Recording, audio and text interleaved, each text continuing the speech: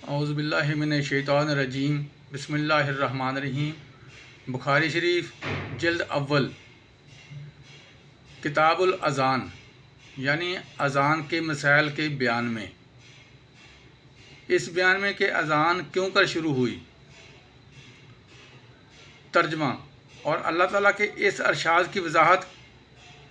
اور جب تم نماز کے لیے اذان دیتے ہو تو وہ اس کو مذاق اور کھیل بنا لیتے ہیں، یہ اس وجہ سے کہ یہ لوگ ناسمجھ ہیں۔ ایک اور مقام پر فرمایا۔ ترجمہ اور اللہ تعالیٰ کا ارشاد ہے کہ جب تمہیں جمعہ کے دن نماز جمعہ کے لیے پکارا جائے تو اللہ کی یاد کرنے کے لیے فوراً چلے آؤ۔ حدیث نمبر 603۔ حضرت انس رضی اللہ تعالیٰ عنہ فرماتے ہیں کہ نماز کے وقت کے اعلان کے لیے لوگوں نے آگ اور ناقوس کا ذکر کیا، پھر یہود و نصارہ کا ذکر آ گیا، پھر حضرت بلال رضی اللہ تعالیٰ عنہ کو یہ حکم ہوا کہ اذان کے کلمات 2 مرتبہ کہیں اور اقامت میں 1 مرتبہ۔ تشریح۔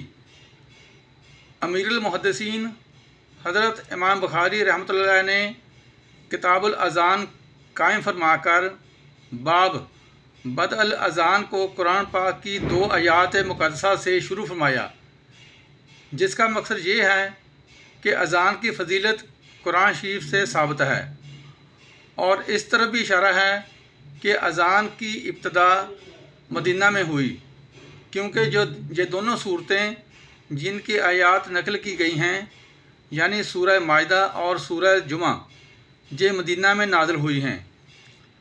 اذان کی تفصیلات کے متعلق حضرت مولانا عبید اللہ صاحب دامت برکاتہم فرماتے ہیں، لغت میں اذان کے معنی اطلاق کرنا اور شرع میں مخصوص لفظوں کے ساتھ نمازوں کے اوقات کی اطلاع کرنا۔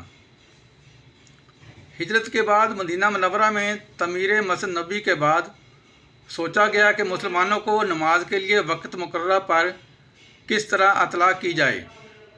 چنانچہ یہود و نصارہ اور مجوسی کے رائج شدہ طریقے سامنے آئے جو وہ اپنی عبادت گاہوں میں لوگوں کو بلانے کے لیے استعمال کرتے ہیں۔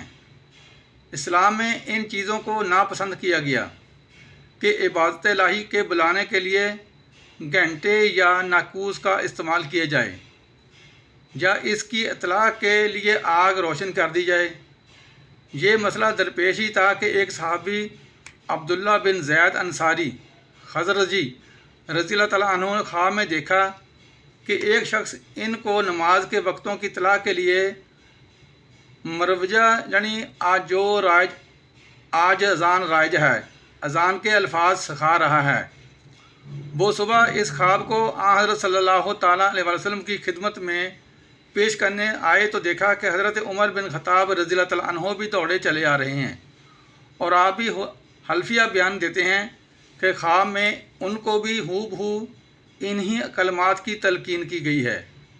حضرت صلی اللہ تعالیٰ علیہ وسلم ان بیانات کو سن کر خوش ہوئے اور فرمایا کہ یہ خواب بالکل سچے ہیں، اب یہی طریقہ رائج کر دیا گیا۔ یہ خواب کا واقعہ مسجد نبوی کی تعمیر کے پہلے سال ہی کا ہے، جیسا کہ حافظ نے تہذیب التہذیب میں بیان کیا ہے کہ آپ صلی اللہ تعالیٰ علیہ وسلم نے جناب عبداللہ بن زید رضی اللہ تعالیٰ عنہ سے فرمایا کہ تم یہ الفاظ بلال رضی اللہ تعالیٰ عنہ کو سکھا دو، ان کی آواز بہت بلند ہے۔ اس حدیث اور اس کے علاوہ اور بھی متعدد احادیث میں تکبیر یعنی اقامت کے الفاظ 1 مرتبہ ادا کرنے کا ذکر ہے، اور علامہ شوکانی فرماتے ہیں